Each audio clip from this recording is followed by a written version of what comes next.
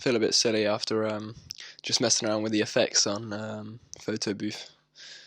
Brings me back to the days when I was like an early adolescent, just having fun with different picture effects, Reminds me of a different time. But yeah, I'm back. This is, wow, must be episode 9. Nearly to the fucking big old 10. That'll be kind of the first milestone that I'll think of. But yeah, roll the intro. Looks like into me, no doubt that I'll never be without my damn brain. Closed mouth, I'm clever and I know my damn shame. No cloud to the better, no one know my damn name. No bow, that's your what I guess we about to cascade. Yeah, bit of a longer intro. I didn't mean to ramble like that, but I didn't record a video yesterday, so I'm coming in hot. Not literally, but feels that way. Yeah, I actually really enjoyed filming the last video that I did. I decided that when I was watching my videos back, which I don't often do, feels kind of cringy sometimes.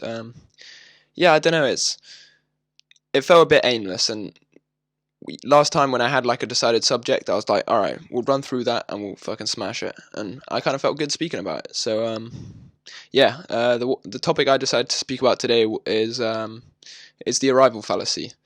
To kind of explain it in a short way, I'd use like a metaphor from football, from when I used to play football back in the day.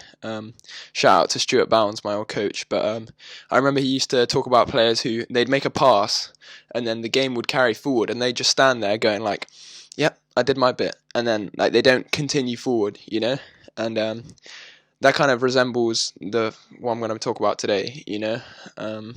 Often people talk about it being the journey and not the destination, and I think, while it's not necessarily only the destination that you should be focused on, I'm not explaining this in a great way. I think that the destination is still important. I don't think anyone's trying to discount that, but I mean, this is just my reading of it.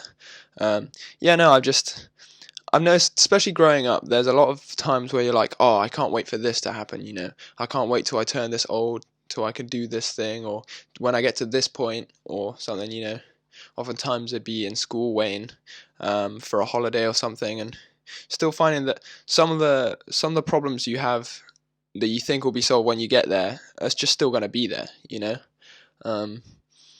I don't know, sometimes I get anxious about something and I think, all right, once I've sorted all these things out, then I won't feel anxious, and I'll settle with it fine. But there's still like an undercurrent in me that's just like not completely at peace, So just another kind of thing to evaluate. But yeah, I think this is something that doesn't often get brought up a lot in conversation, at least that I'm involved in, or common.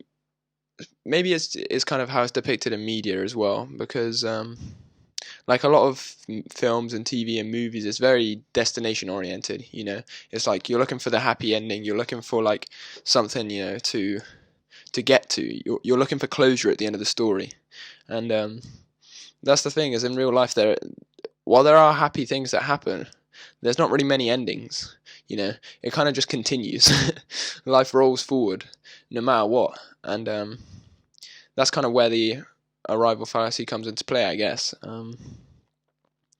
Yeah, it's something I've been thinking a lot recently, having been stuck in lockdown for a bit.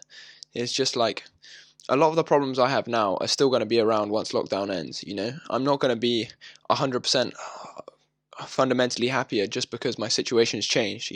There's still work that I need to do personally. There's still changes that I need to make within myself to make sure that my life's better. And I think that's the part of the journey that needs more focus, particularly in my life. I think just sometimes it's like, you get so focused on the day by day that you don't realize, that there's a lot of stuff that needs doing. I don't know. I'm someone, I'll blag off my responsibilities or my work or my, just something that I should be doing for something that's more comfortable. Something more relaxing, or that doesn't have as high stakes, really.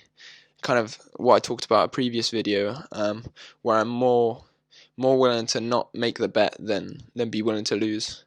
And sometimes it's that fear, sometimes it's that anxiety of losing or failing that actually motivates you to do well, and that's pretty much obvious to anyone, but like sometimes it doesn't feel real until you're experiencing it in the moment, you know.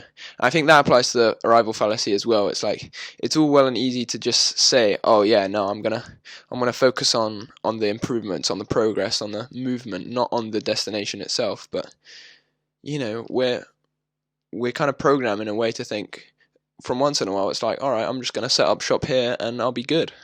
When in reality there's predators lurking in the dark. There's the climate changes and you need to, you know, shift position, and that's what makes me want to be more adaptable, I guess, and not just adaptable in like oh, I can tolerate this and put up with it, but more like adapt in a way that kind of fuels my life for good, you know, or adapt myself into a version of me that lives better.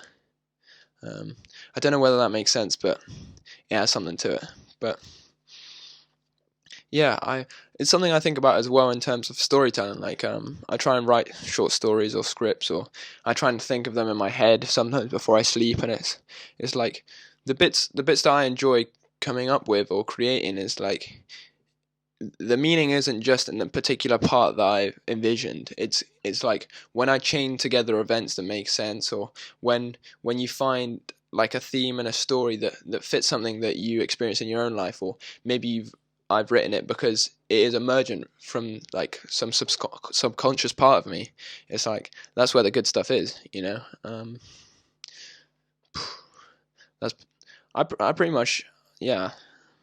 I kind of machine gun that one out. I don't really like plan this stuff or write it down. I just speak from the heart, quote unquote. It's not as eloquent as those movie wedding speeches you get, but it's something, in it. Yeah. I mean, I've recently I've been trying to just do a bit better to take care of myself. I'm getting back into the exercise game. I've gone on a couple runs. I've done some skipping. You know, today I did my first set of pull-ups that I haven't tried to do pull-ups in like absolute months, and it was debilitating to see how much I've weakened in the passing 6 months since I've been doing anything serious with exercise. But it's there you go again. It's not about where you are; it's about where you're going.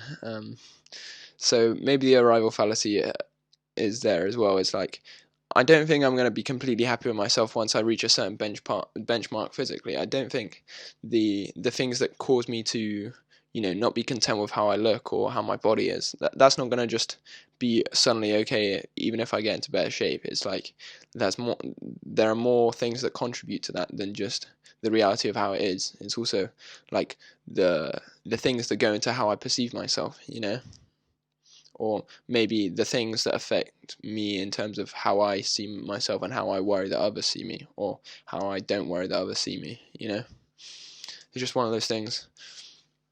I feel quite good about myself recently just because I was procrastinating a load of film work, as I'm sure I kind of made comment on earlier in my videos. But recently I've really been crushing it. Like, not crushing it like I've completed everything and I've banged it out. It's just like I've changed my attitude. As I was saying in a few videos before, if you change your attitude, you change your experience. And I've tried to change my attitude and kind of address it with a more positive tilt, just think if I put lots of energy into it and I, care about what I'm doing, then I'll get a good result.